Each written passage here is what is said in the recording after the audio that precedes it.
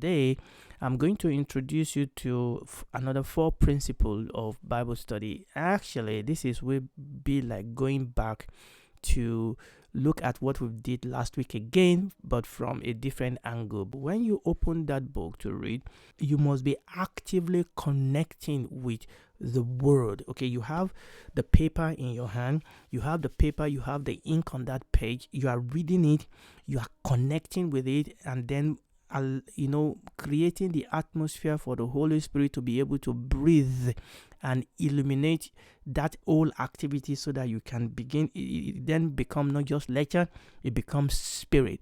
But what we are saying is that you are not a passive participant. Bible study is an active participation. Okay, you are there, you are reading, you are asking questions, you are searching the scripture, you are looking at the historical background, the contextual background, you are looking at the grammatical context of that word, you are looking at what has been the progression of God's revelation throughout the ages. These are questions that you are asking. So if there's anything you must pick up in this series of teaching that we are doing now, is the fact that you must be actively involved. Okay, Bible study is not something we do with our mind on the next food we want to eat or the next project that we are trying to get.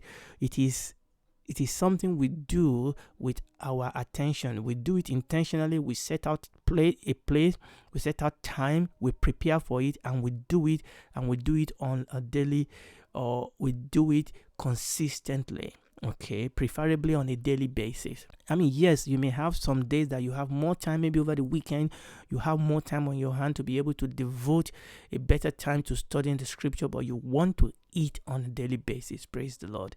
Right.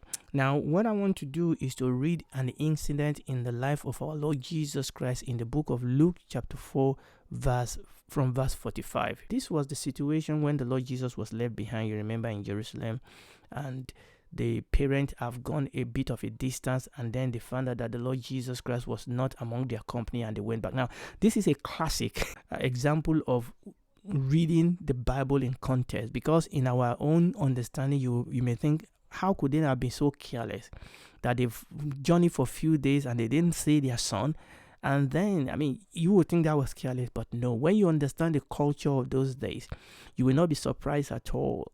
Absolutely not surprised at all that they could have gone few days and not realize that the Lord Jesus Christ was not with them, because the moving company is not like those days where my family is my family, your family is your family. People move in companies, and your son could stay with relatives in your company for days without, and you are not worried about that. So this is you and I reading the Bible in context. But let's read. So they've gone back. Mary and Joseph have gone back to Jerusalem, and they saw the Lord Jesus Christ. Verse 45. And when they found him not, they turned back again to Jerusalem, seeking him. And it came to pass that after 3 days they found him in the temple. Now, this is where I brought you here, sitting in the midst of the doctors, both hearing them and asking them questions. And all that heard him were astonished at his understanding and answer. You see, he was not just there passively. The Bible says he was hearing, but the Bible says he was also asking them questions. You know, that word ask there means to accost one with an inquiry. He was making inquiry.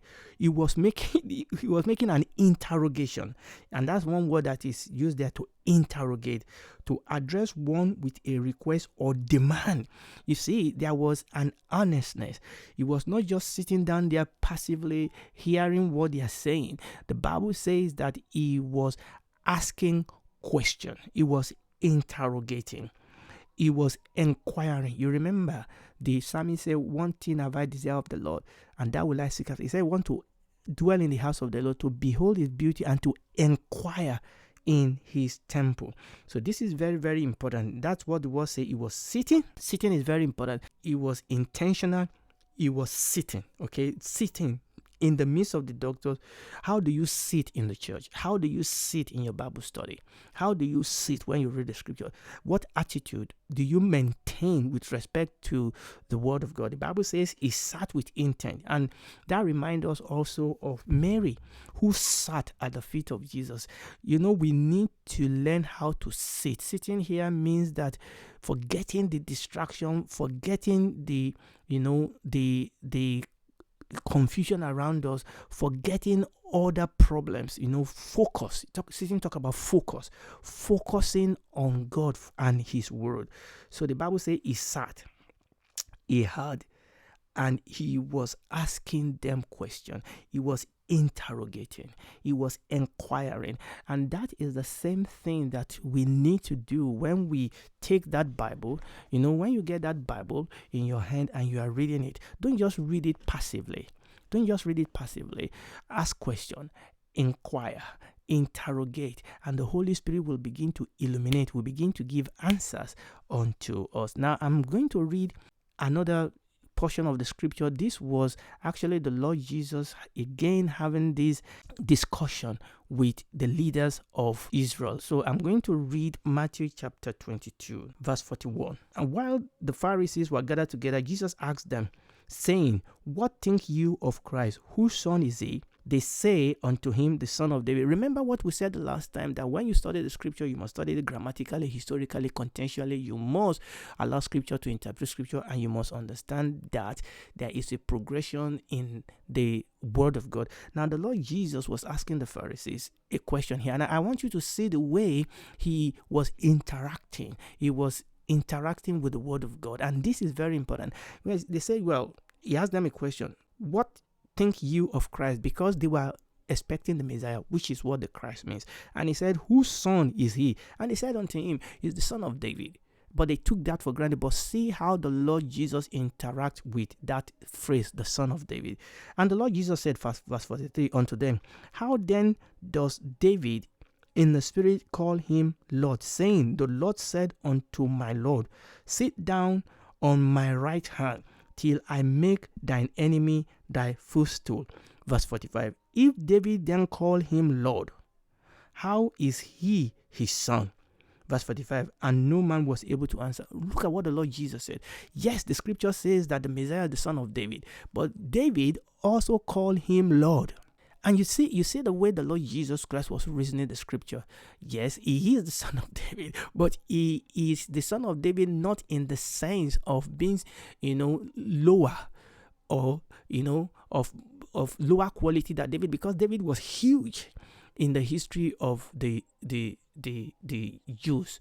Okay, but he said, listen, he is the son of David, but he is the Lord of David. This son of David, he is the son that is the Lord of David, and that is what he was talking to them about. And you will see in the history of the Lord Jesus Christ in the gospel, him reasoning. And this is the problem of the Pharisees and the Sadducees, is that they are so traditional, they are so legalistic, that sometimes they approach the word of God legalistically. They approach the word of God with the goggle of their tradition on. They don't allow the scripture to speak to them. And the only way the Holy Spirit will speak to us through the scripture is if we speak to him in the scripture. We have to learn to speak to him, to interrogate with him in the pages of the scripture, or when you are hearing a message, or when you are sitting down, hearing a video of the scripture. Interact with what you are hearing, not just passively. And the Lord Jesus was doing that here in this place, and he was asking them, yes, he is the son of David, but David also called him Lord. And you will see how the Lord Jesus was allowing scripture to interpret scripture. Now, let me take you to the book of Acts, and I want to read two verses from the book of Acts with respect to Apostle Paul. I want to read Acts chapter 17. Let me read verses 1 and 2. Now, when they had passed through Amphipolis and Apollonia, they came to Thessalonica, where was a synagogue of the Jews. And Paul, as his manner was, went into them, and 3 Sabbath days reasoned with them out of the scripture. Reason with them out of the scripture. Let's look at that word reason.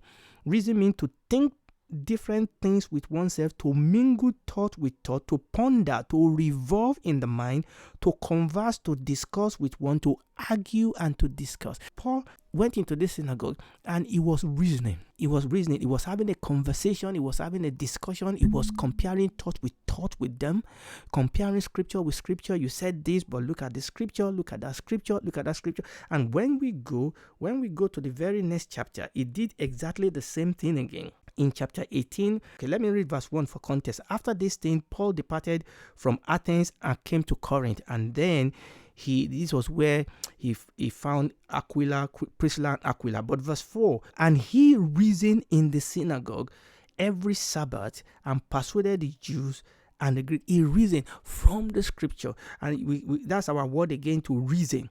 To think different things with oneself, to mingle thought with thought, to ponder, to revolve from the scripture. We need to understand, we need to learn how to reason from the scripture. You know, faith is not against reasoning. Our faith is reasonable. It's above reason, but it's not against reason.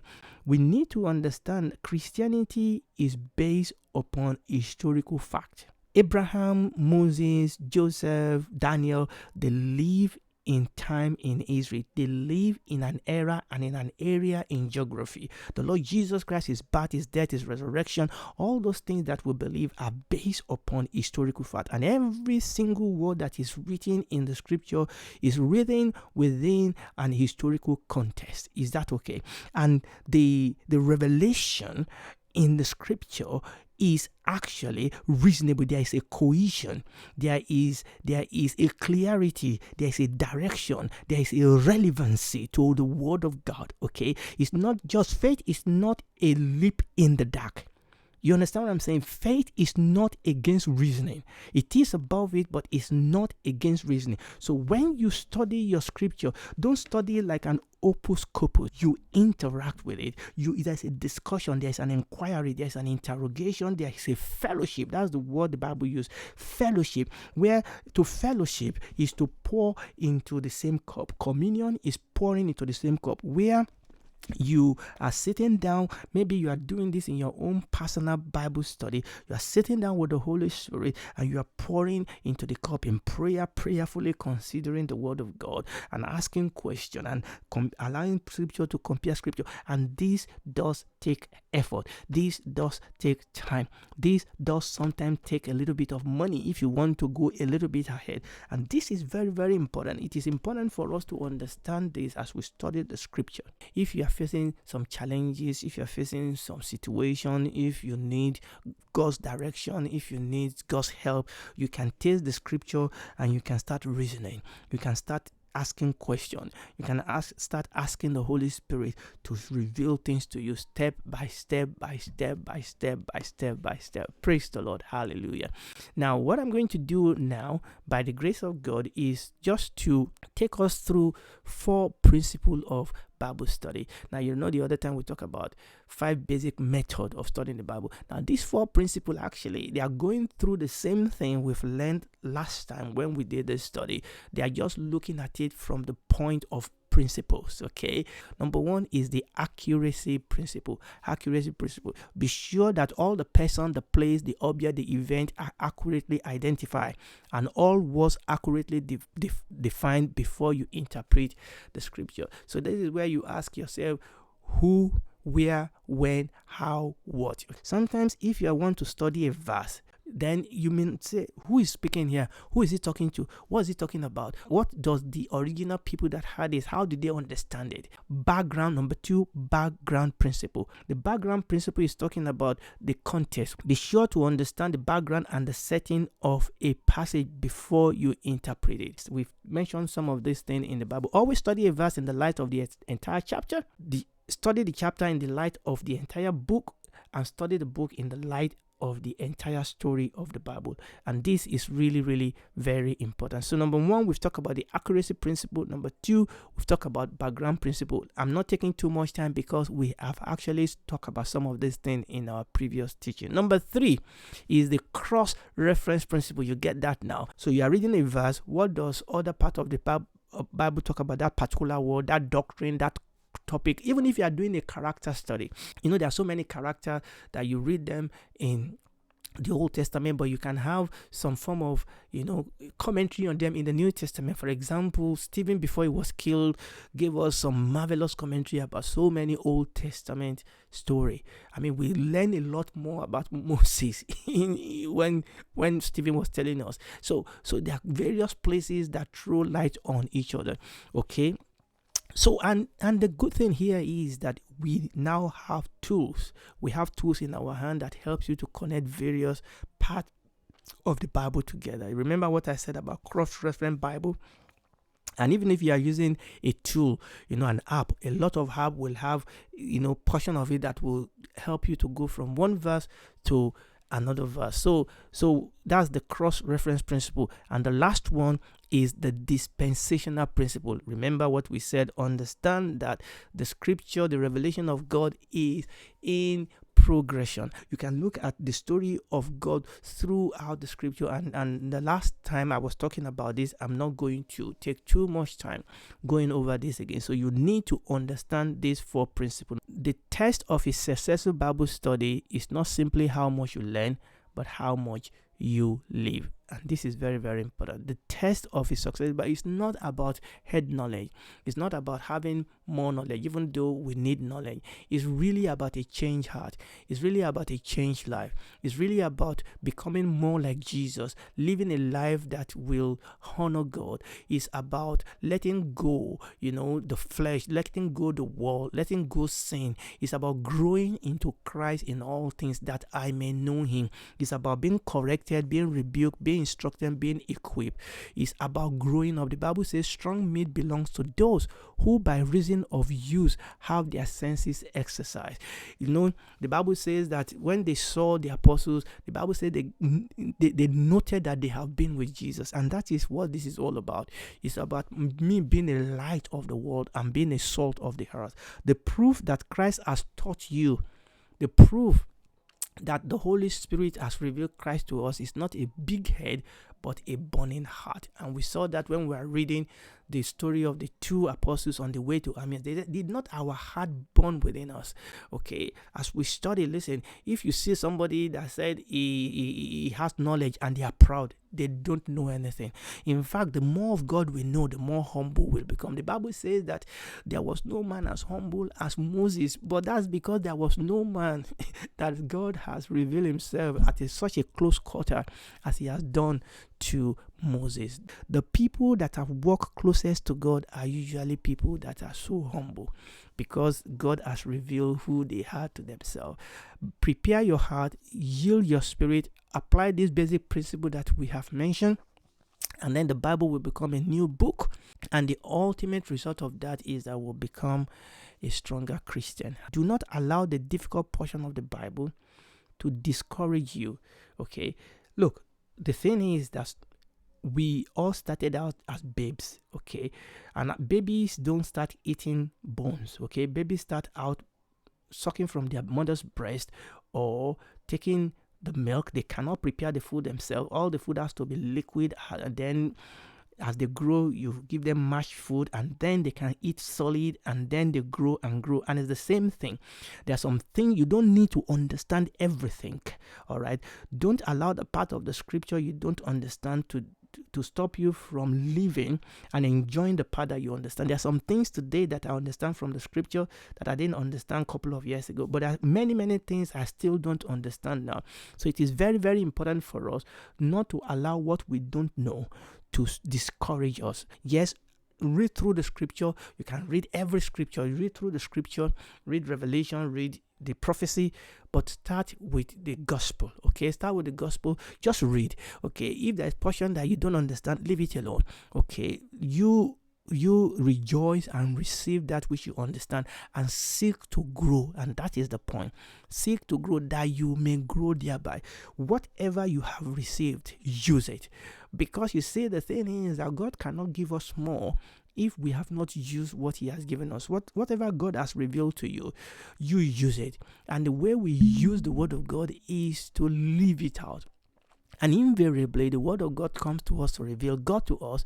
And as it reveals Jesus, God to us in the face of Jesus, and then that begins to show us areas of our own life that we need to take action, correction, instruction, equipment. And as we begin to walk and talk and think like Jesus, as we behold the glory of God in the face of Jesus, we are transformed in the same image.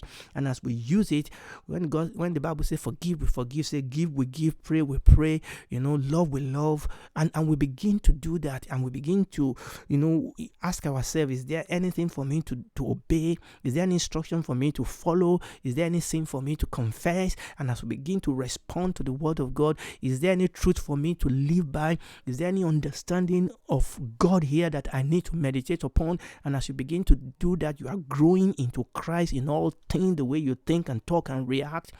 And then you begin to grow. And as we do that, you begin to see that other portion of the scripture that seems to be difficult then start to be opening up for us. Hallelujah. Praise the Lord. And listen to me. We're going to stop here today. If you are listening to me here and you are not born again, maybe you belong to another religion, or maybe you are even a Christian, you've backslided, you've gone away. Listen. There's no other name given among men whereby we might be saved. You remember that prodigal son, we've come to call him prodigal. He went away from the father. Maybe God has given you a lot of gifts, beauty, riches, but that has taken your heart away from God. Listen, you need to come back home, because that way is a way of death. The way you are going, the way of sin is a way of death.